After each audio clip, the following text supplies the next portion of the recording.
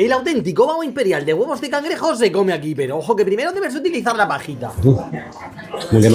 Se cocina a fuego lento de manera que las huevas de cangrejo se hacen líquidas. Pero esto no acaba aquí, porque sigo con platos como el wonton de cerdo con salsa de cacahuete y sétamo, y ese auténtico pollo coreano con miel y mostaza, o estos increíbles tacos de salmón y pato, el espectacular Seiyan Bao, el ramen seco de trufa y el Shalom Bao de trufa y cerdo. Y para el final, un toque dulce con mochi de fruta de la pasión y mango.